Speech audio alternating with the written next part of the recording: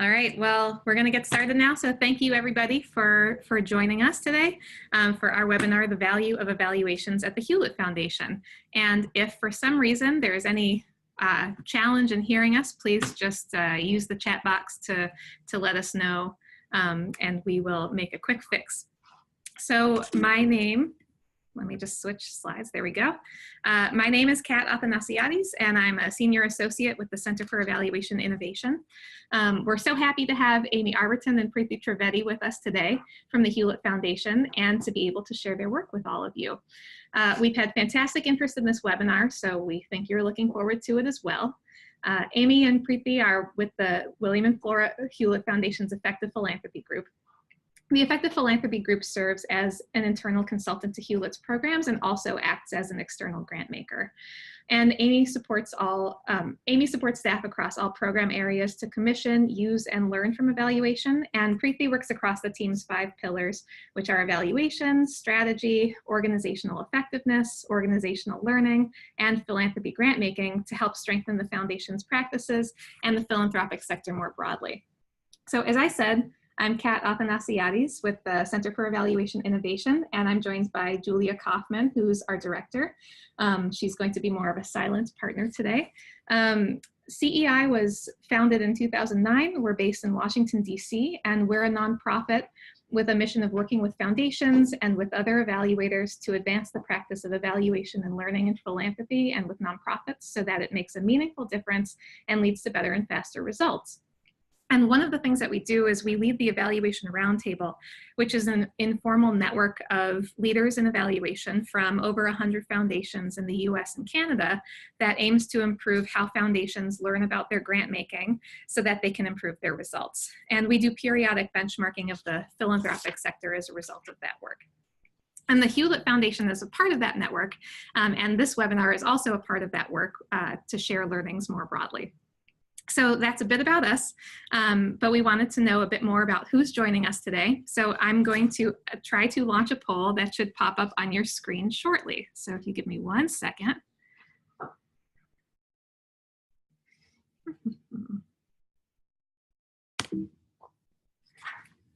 Minor technical problem.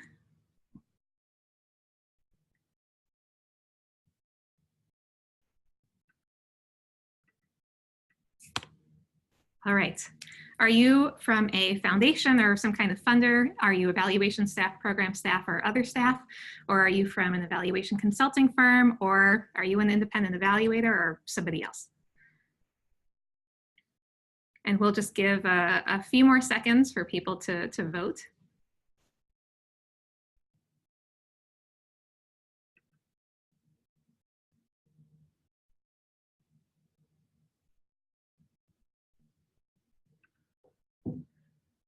All right, so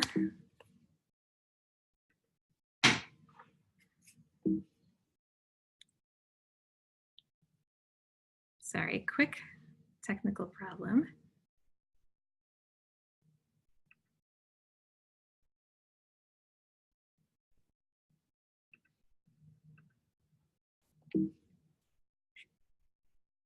Well, I'm going to end the poll, but also read you the results at the same time. So we've got about 32% of you are evaluation staff at foundations, about 14% are program staff, 4% are other staff at foundations. About 15% of attendees today are from evaluation consulting firms, 15% are independent evaluators, and 19% are others.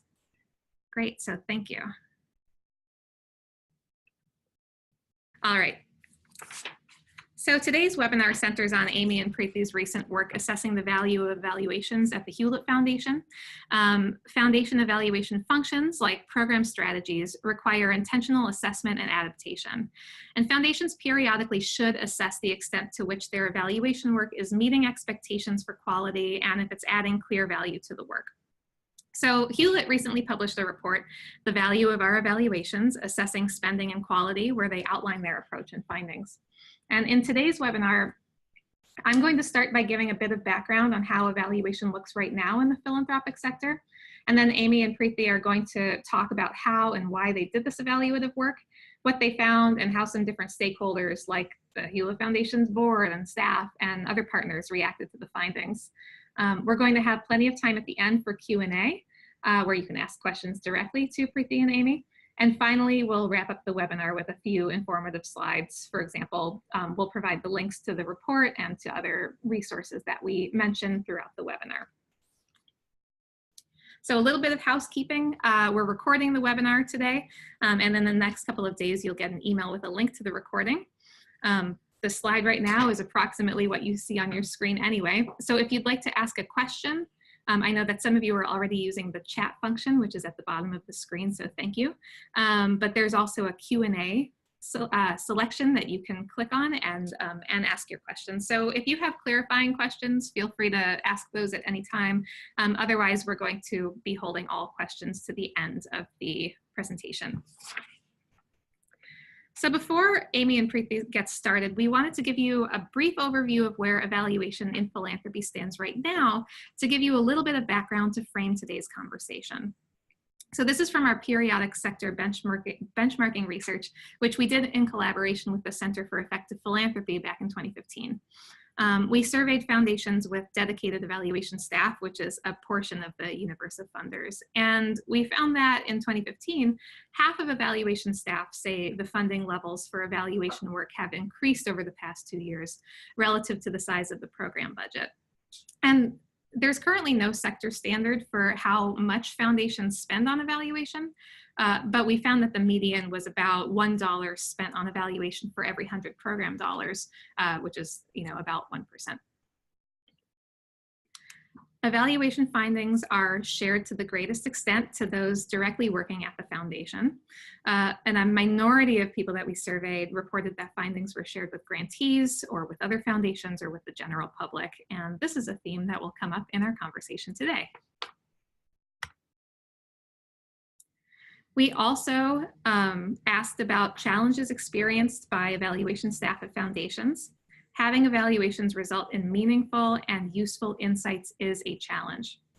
And certain foundations we found were less likely to encounter challenges allocating sufficient monetary resources for evaluation efforts. So for example, foundations who have a dedicated evaluation department, foundations with supportive boards, and foundations with appropriately engaged senior management all were less likely to encounter these kinds of challenges. So that leaves us with this question. How do we ensure that foundation investments in evaluation are high quality and as useful as they can be for their intended users? So with that set up, we're going to turn it over to Prithi and Amy to hear more about their work at the Hewlett Foundation. So we're just going to take a second and get those slides loaded. There we go. All right, sorry about that.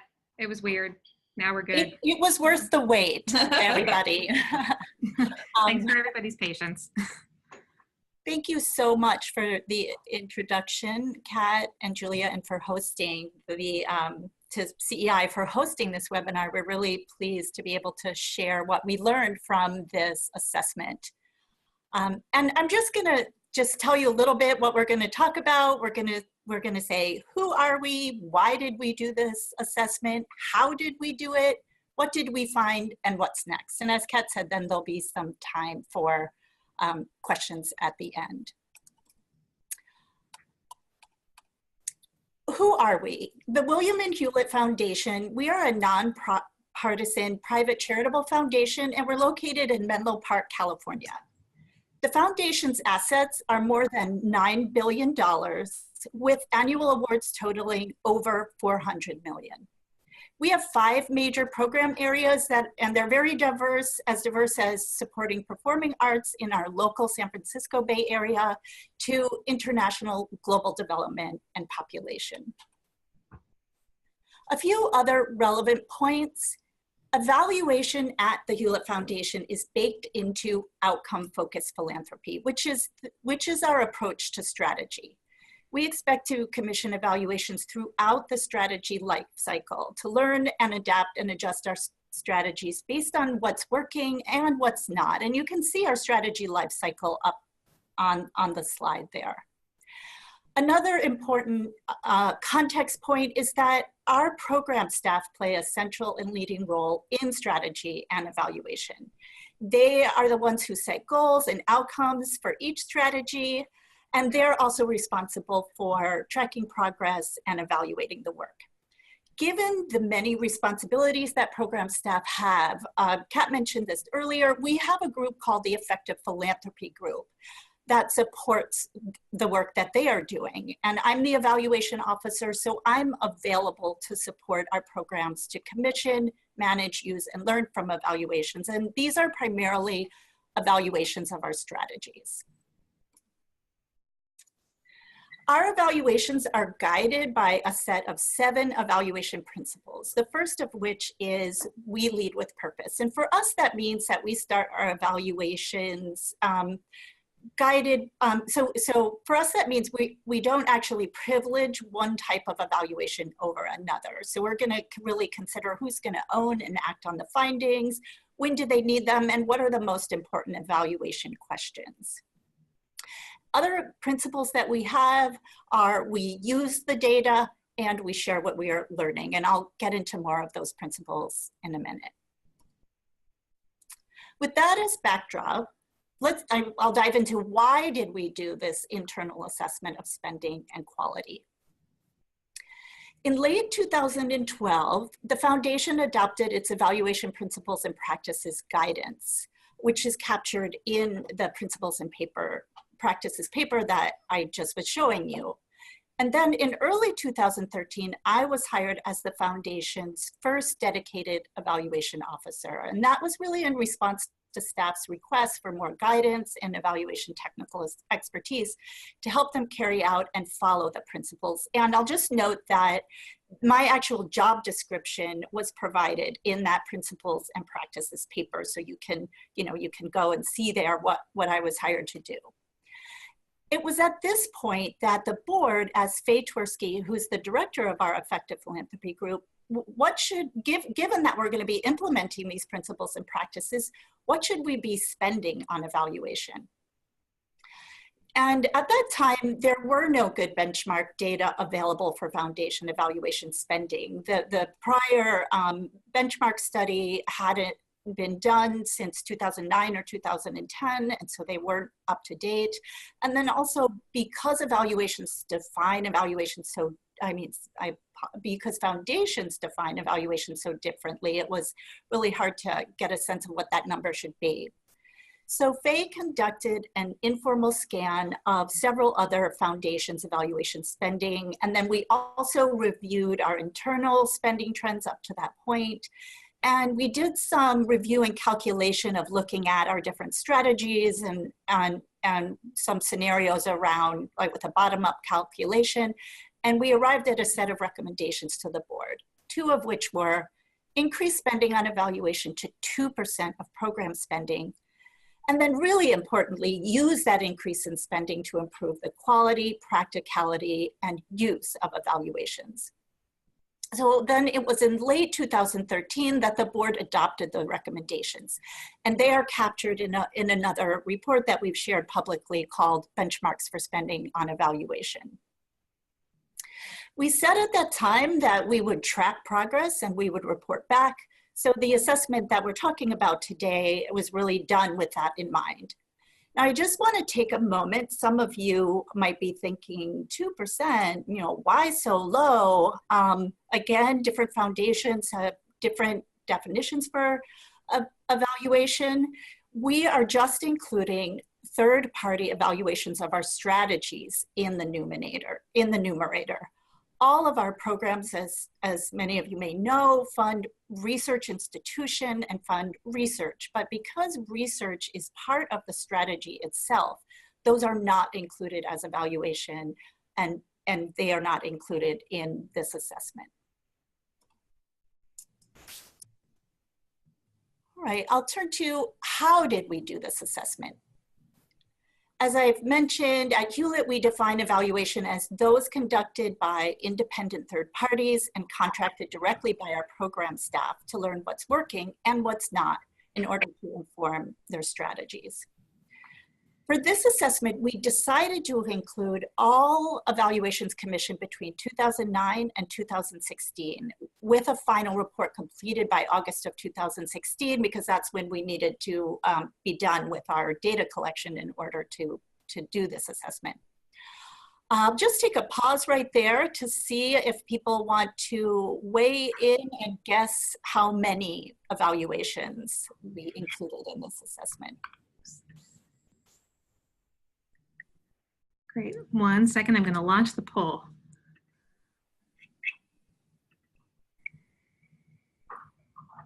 So this is Kat from the background. It looks like most people guessed, or the majority of people guessed 27 evaluations with less responses in the other areas. So Amy, what actually was the case? The actual number was 46. So, we collected documents from those 46, and just to back up a minute, so we defined quality using our foundation's principles and practices. And we created a rubric to help us look at the extent to which we were living by them. And then we reviewed documents from those 46 evaluations, and that included such things as the contracts, a request for proposal if there was one, financials, and then any kind of inception, interim, or final report, or other kinds of reports that might have come out of that project. And we also conducted interviews with all the current and former program officers who commissioned each of those, as that was really important to be able to, as you'll see in a moment, understand some of the qualities that we wanted to be able to assess. And then one of the ways that we did our analysis was we compared quality for the 4 years pre and post 2013, since, as I mentioned earlier, that was such a pivotal year for evaluation practice at Hewlett. What did we find? There were 4 key findings that we have so far shared with our staff and shared with our board, and that we'll talk about today. The first finding was we were pleased to see that evaluation quality has improved overall. We found improvement in each area that is listed up here on the screen, and I'll walk you through and provide illustrations of what high quality looked like for a few of the categories that we looked at.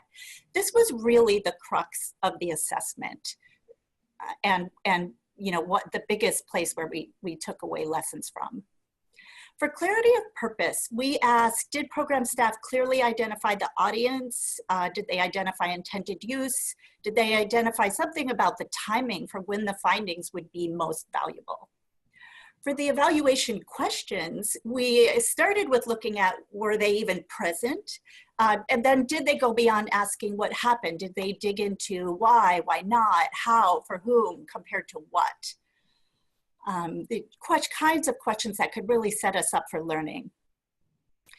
We also looked at rigorous and relevant methodology, and here we asked, did the evaluator incorporate multiple perspectives, mixed methods, and did they triangulate across them in presenting the findings?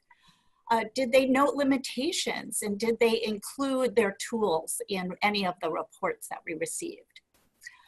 Did they use any kind of comparative reference? And I'll give you an example here. I mentioned earlier our performing arts program. The performing arts program aims to sustain artistic expression and encourage public engagement in the arts in the San Francisco Bay Area.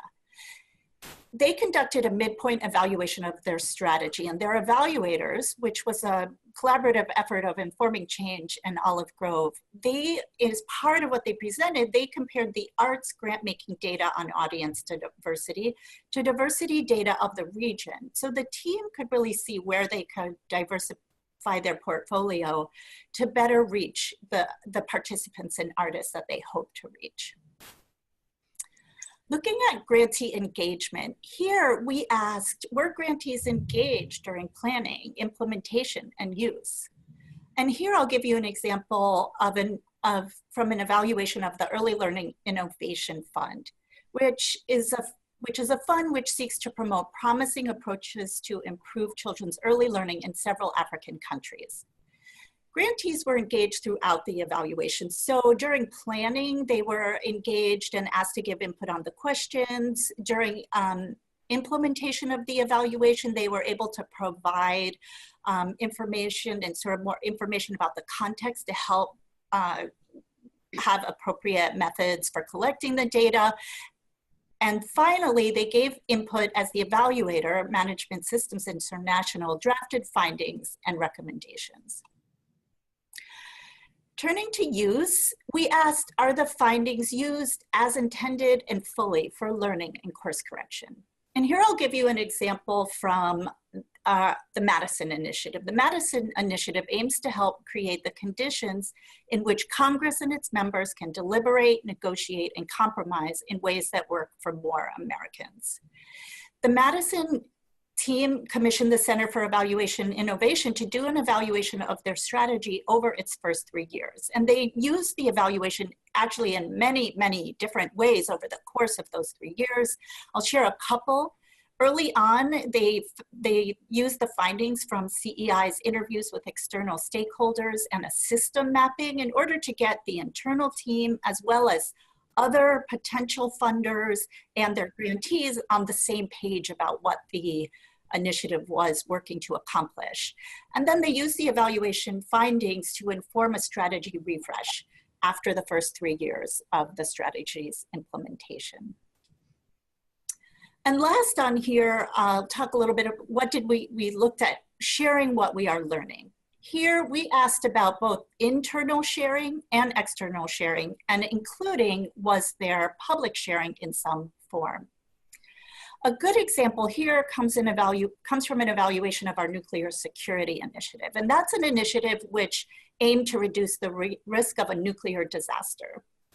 The evaluators for that one, ORS Impact, they created a PowerPoint with findings and shared and discussed them with all the grantees that were part of that initiative in a webinar.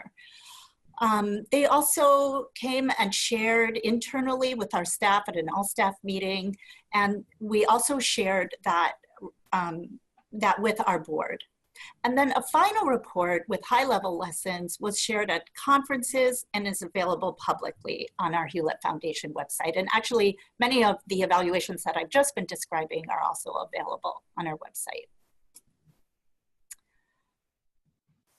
So that's on our quality. Turning to finding number 2, we found that spending on evaluation has nearly doubled from 0.7% to 1.3%.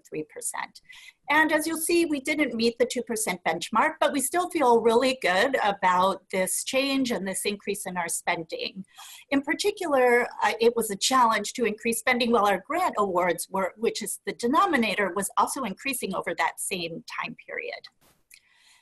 Importantly, we were very curious to see whether our increased spending on evaluation paid off. And I'm going to turn it over to Prithi to give you that finding. So thanks so much, Amy. As Amy mentioned, we were really interested in exploring the relationship between spending and quality.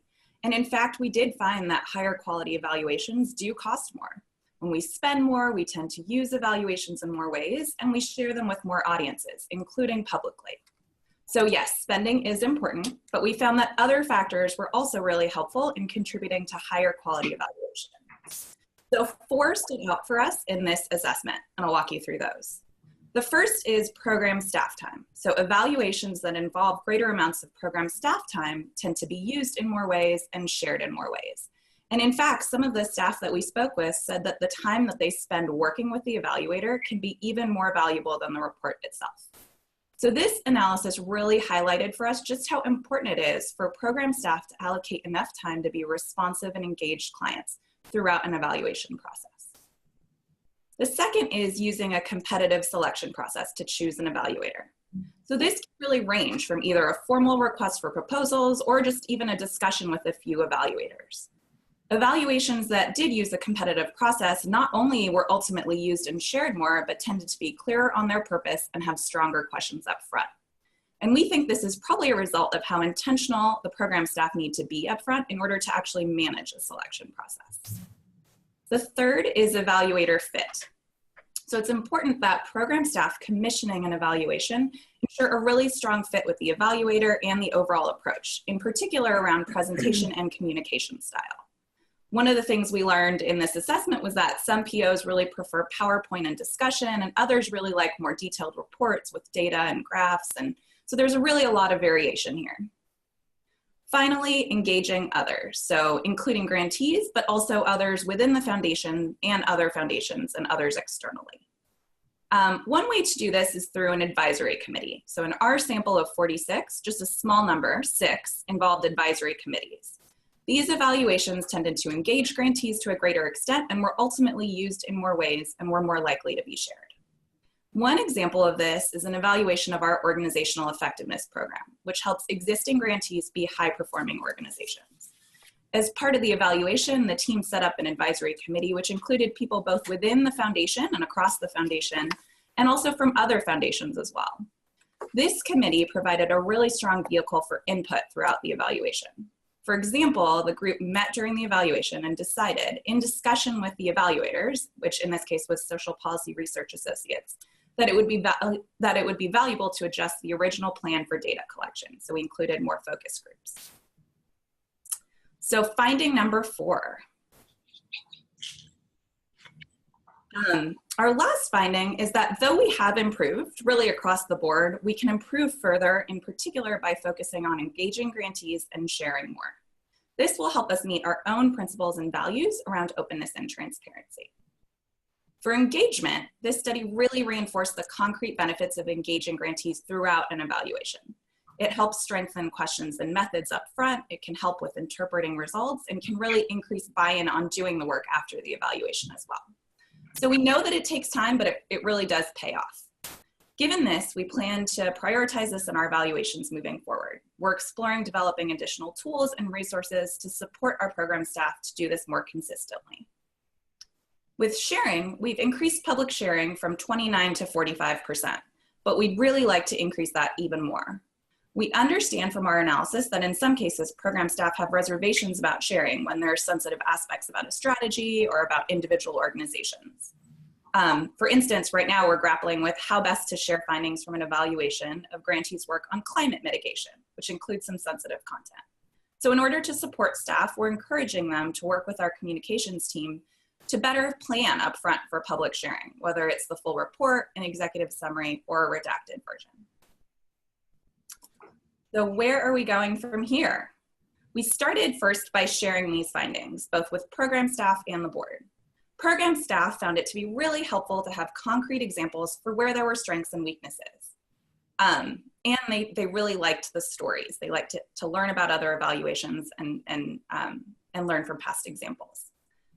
We also presented about a month ago to the board. We shared our findings, which set us up for a great discussion about the role that evaluation can play and how evaluations can be used to inform our work. And now we're using our findings to inform our practice. So as Amy mentioned earlier, our principles really guide our evaluation work and they will continue to do so. That said, we're making a couple of tweaks based on what we learned. So first, we're going to continue to maintain a benchmark, but we've now sort of aimed for a 1.5 to 2% of our grant budget. This is a really modest adjustment, but it adds more flexibility in our target while still preserving a goal to spend more to improve quality. We also incorporated a suggestion that every strategy begin at least one evaluation every 3 years, which we hope will help keep evaluation top of mind for program staff.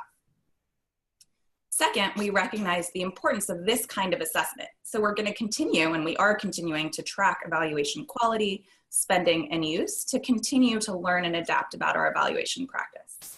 We will repeat this exercise, or we're planning to, in about 5 years and report back to the board.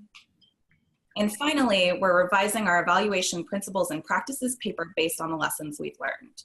We're going to preserve our principles, but update and sharpen our practices advice and the stories within the paper. So thanks so much. We'd love to hear your reactions, questions, and turn it back to Kat. All right. Great. Well, thank you both so much. Give me just a second while I get the next slides up. But I guess, I mean, in the meantime, you know, while we're loading that, we really, you know, thank you so much for that wonderful presentation. We think it's super interesting, and just are so happy that you're sharing all of this work and information with us. So we would like to open up the Q&A portion now. So for everybody listening, if you would like to, if you have a question, please click on the Q&A box that is probably on the bottom of your screen, and type in any questions that you might have. And again, Julia and I will be moderating the questions. But so to get started, we thought it might be interesting. So you just said a little bit about the ways that you're thinking about engaging grantees going forward, and you know, having staff work with the communications team. I was wondering if there are, if you've done some of that in the past, or if you have any examples of that, or other ways that you're thinking about tackling this challenge that a lot of foundations face in terms of how to better engage grantees in this work. Mm-hmm. We are trying a few different things, so I'll describe 3 things. So the first, as Prithi was mentioning, we did a presentation of these findings to our staff, and we had, as part of the panel, a few of our program officers who had done a really good job engaging grantees. So they were able to talk about, you know, the time it took, how they did it, and really talk about what maybe didn't go so well when they hadn't engaged grantees in other evaluations, and then what worked well when they did. So that was one way where we tried to, you know, sort of build on these stories, do that presentation, allow the program staff to be there and be the voice. We've also and when we talk about, you know, looking at our principles and practices paper, we have a lot in there about the importance of engaging grantees and how to do it. But we've been trying to pull together, maybe I'll just call it like a cheat sheet, so that it's really top of mind. You know, okay, this is how you can engage in a productive way when you're planning an evaluation. You can share a scope, and here's a set of questions you can ask to keep it manageable. You know, here are questions and ways you can engage grantees during implementation, and then really importantly,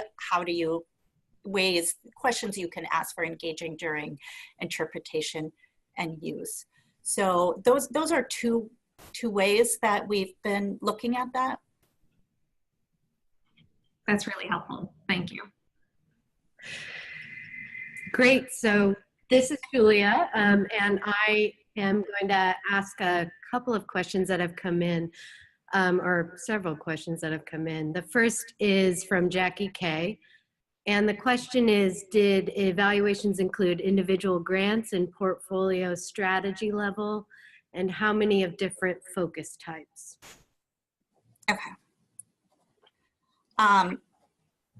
The evaluations included, so they did include, we grouped them into 3 different levels. And I think it's in the appendices of our report. I could give you the exact percentages, but say it was roughly 1/3 were of a whole strategy, maybe 1/3 were of a cluster of grants or a sub-strategy, and then 1/3 were of individual grants or grantees. And primarily, if it was of an individual grantee, they were primarily intermediaries who you know, have sub-grantees or were key grantees that were part of a larger strategy. And we categorized the evaluations into 3 different types. So we did see there was a set that were primarily formative in nature. We included if it was formative or developmental. Those that were commissioned to inform a refresh, and then a set that were commissioned at exit to sum up the lessons from the years of an initiative. Great. So my next question comes from David Devlin Foltz, who's asked, can you talk a bit more about how advisory groups have strengthened evaluations? Yeah, great. Yeah. Let me just point out here that these advisory groups may be different from what comes to mind for some people. I Prithi mentioned, but just to reiterate, that these have been advisory groups that have typically included maybe another person from internally, maybe from another program, and they might include other funders or other potential funders, and then they've included representatives from our grantees. And so ways that they've really strengthened the evaluation has been that in two ways that are important for our principals. One, about just engaging our grantees and engaging others. So it's just a way of getting different voices and different thoughts about what is the right evaluation question, what might be important to learn for this evaluation. And then what we've found is that another way has been when we get together with those groups to discuss the findings, to think about recommendations, it just brings in different viewpoints and perspectives. And so I guess I would say those are the two big areas. And the third, I guess, would be it's really helped with sharing, because they're sharing and use, because they're getting the lessons from this evaluation through being part of that evaluation advisory group. They're getting it really hot off the presses and can kind of think about, even if it's not exactly something that they're doing, how it might apply to other areas of their work. Great, thank you. Question from Tanya, who wants to know more about your hypothesis about the link between spending and quality. So does more spending translate into a broader range of methods, or more time for the evaluator to do the often underfunded interpretation and discussion work? Or was it more that the program officer just paid more attention because it was more expensive? Our hypothesis was that, well, our hypothesis from the beginning was that when we looked at how much we were spending on evaluations in the years, say, 2009 and to 2013, that we were maybe meeting more of a minimal threshold to be able to do the evaluation, but not be able to have as much time for the kinds of rich discussions, for the kinds of engagement around use, thinking about the kinds of products that lend themselves to being able to be shared with different audiences and to be able to then be used in different ways. And so we did hypothesize that by increasing that amount of spending, that it would allow for more time on the part of the evaluator to think about really what are those questions, what are opportunities for learning, how can we engage more and provide more and different types of products. And also, I do think it did have, to the point of would it increase that like rigorous and relevant methodology, we did want to see an increase in getting more and diverse perspectives that would come into our evaluations, and the kinds of things that it can often take, maybe if you need to travel, or you need to build in developing more and diverse tools to be able to get that wider range. Great. Okay, a question from Peter Cleves, who's asked, evaluations usually end with recommendations, and have you documented the extent to which recommendations were implemented, or how do you feel about that as a criterion of quality? We actually did look at recommendations, and we looked to see, were there recommendations? We did not except in terms of our questioning about use. So we did not look to see, did the recommendations get followed?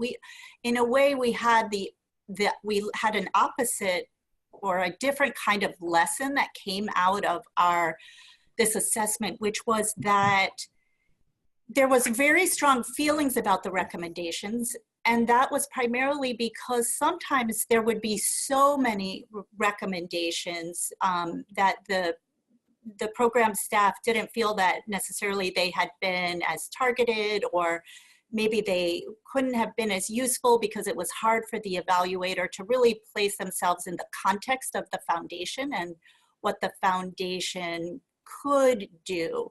And so we actually put into the report that our program staff really should think about what kind of recommendations, if at all, do you want the evaluator to make?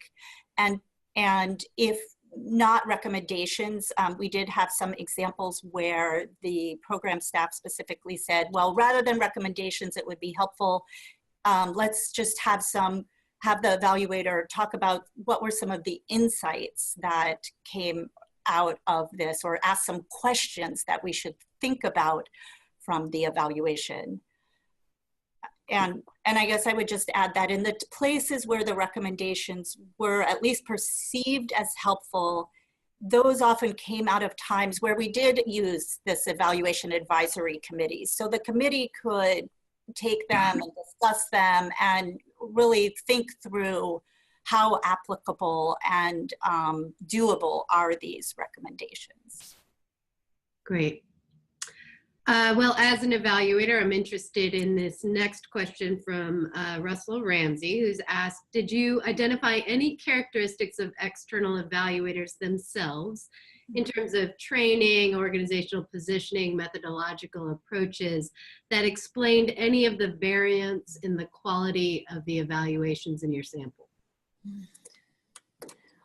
It wasn't something that we could look at systematically. However, we did find that when we talked to program officers about what had been helpful and not about working with the evaluation consultant, very few of the comments were about the evaluation technical expertise.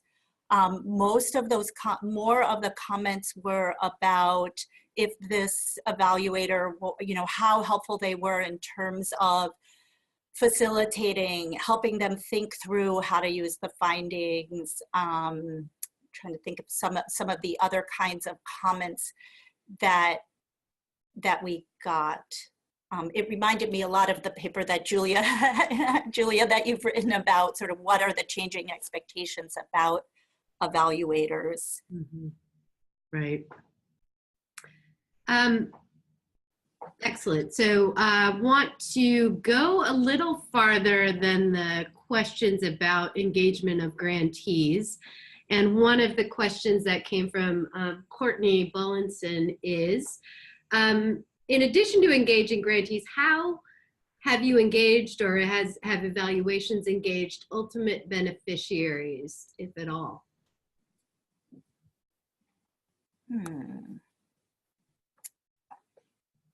We know from our benchmarking research that that almost never happens. So, and I think there are a lot of questions out there about how, how to do that. A lot of the work that we fund is research, advocacy. So in these particular evaluations, it just as I'm kind of trying to catalog or run through my memory of them, there is not a whole lot of engaging beneficiaries in terms of data collection, or there has not been. You think that's probably, so I would say that. We do have, for example, through we have a fund for shared insight. There's a Listen for Good initiative that's part of that effort, and there is a current evaluation of that effort.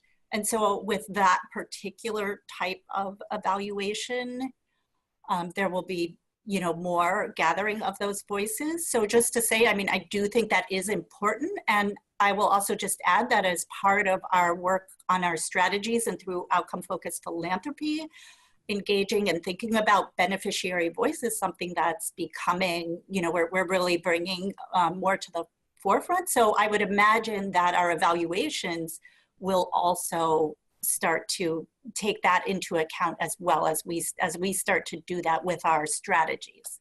Okay. We look forward to hearing more about that. So this next question comes from Faye Twerski, whom you know well since you work for Faye. And she has asked, many foundations have embedded evaluation officers dedicated to specific teams. Yet you, Amy, are the one evaluation officer that serves a broad set of program teams and program content. How is that going? Does this analysis shed light on whether this model is working? Thanks, Faye. You know, we have talked about that, and I would say for us here at the Hewlett Foundation that it is working in the sense that I am able to bring our principles, which cut across all our program areas and cut across all our types of interventions or strategies, you know, be they whether they're research or advocacy or whatever they are, that I am able to bring a generalist perspective and bring these principles. And whether I am working with our climate mitigation team or our transparency, participation, and accountability team or education team, that I can ask these types of questions about the quality of their evaluation. And then when they work with their external evaluator, you know, we look for models either of, sometimes we've partnered an evaluator, or we or they have partnered with a content expert. So that an example there would be, I really supported our nuclear security initiative program team and our cyber initiative program team to build evaluation in and do those evaluations.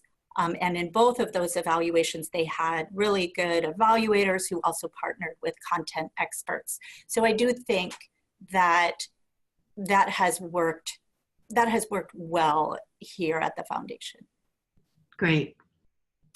All right, so there are a lot of evaluators on participating in the webinar. And so what is your advice to us, given these findings? What's the one or two takeaways that you have for us? Let's see. I will say two things, and so one, I will say just how valuable it is to have that third party independent or third party perspective, and that so much that I see that they bring is that, you know, pushing back, asking the hard questions about our evaluation. Is this evaluable? So just that is why we bring them on board, at least in our case at the Hewlett Foundation. So that is of value and continues to be of value. I think the second thing, at least when working with us, and this maybe reflects the question related to recommendations, we do have this approach. We have our principles, we have outcome-focused philanthropy. And so in terms of working with us as a foundation is, you know, also, you know, understanding our context and the culture within which we work. Yeah. I'll add one point. It's sort of a little bit more of a meta point, but just the process of defining quality was a really interesting, it was just an interesting one. And I think forced us to discuss, you know, how we actually assess and live up to our principles. How do we, you know, when you get into the nitty gritty of the documents, of the data, like, you know, whether this is sort of, you know, adequately, you know, describing purpose in an evaluation, or if it captures all of the things that you're looking for, I think that actual process was really helpful. So I would say that was the takeaway for me, is the process of doing this was almost as valuable as the report itself. Great. I will just say that for those participating in this, if you haven't looked at the Hewlett Foundation's Outcome Focused Philanthropy Guide, I think it's very valuable in many different ways. It's publicly available and lays out their approach and does give a really, really good insight into how the foundation thinks about both strategy and evaluation. One more question, and that is, what was the biggest surprise in all of this for you?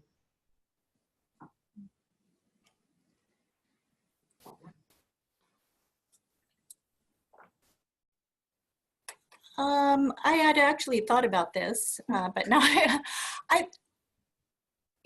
it was a surprise to see.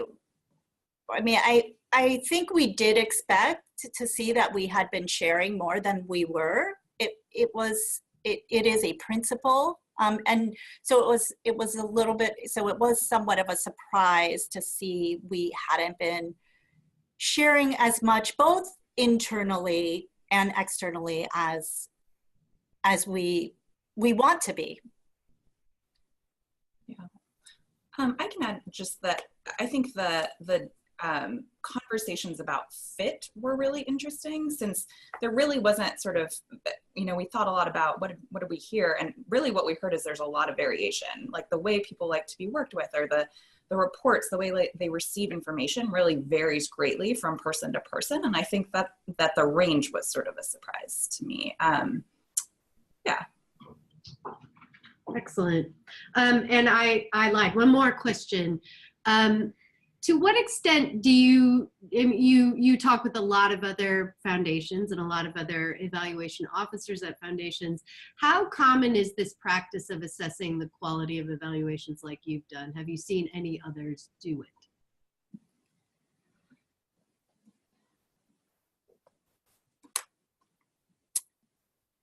I have not seen any other. I have not come across any other foundations. We did do some looking, because as anybody who's read our report, we really benefited and incorporated findings from your benchmark report into ours. And so we did look around to see if there were any that we could also benchmark against. We did find there is a USAID. They did an assessment of a number of years of their evaluations, and so we did look at that as when we were doing ours as well. Great. Well, we thank you for being a leader in the field on this, and thank you very much. I know it's hard to sometimes answer questions on the fly, so we appreciate that. And apologize to all of those who asked questions that we did not get to or did not have an opportunity to. Great. Well, we just have a couple more minutes. We'd like to get you out of here on time. But echoing Julia, thanks for all these great questions. You've been an amazing and engaged webinar audience, and you don't always get those. So thank you so much. We just wanted to wrap up by giving some links to a couple of the resources that we mentioned today. So if you'd like to page through the Hewlett Foundation's report that we've been talking about, that's available at the link that you see on the screen. And I think that Julia did just paste all of the links to these things into the chat box, so you can grab them from there. That would be easier. If you'd like to learn more about the evaluation function of the Hewlett Foundation more generally, in 2016, we developed a teaching case that specifically explores their evaluation function, which is available on the Evaluation Roundtable website. And then if you'd like to look more at the benchmarking research, you can also do that. That's also in our 2016 report with CEP. It's available at our Evaluation Roundtable website, and it's also available at CEP's site. And finally, our updated benchmarking from 2017 is also available on the Evaluation Roundtable website. This webinar, the recording, is going to be available, I believe, tomorrow on YouTube. So we will send out that link in a follow-up email that you will all receive from us. So yeah, just thank you. Again, you've been amazing. You've been engaged. And we really appreciate you joining us today. And we'd also like to extend our sincere thanks to Amy Arbreton and Prithi Trivedi from the Hewlett Foundation. You were both wonderful. The information that you've shared with us has been fantastic and fascinating, and we're so happy that you took the time to share this with everybody today. So thank you so much. And I hope everybody has a great day. Thanks.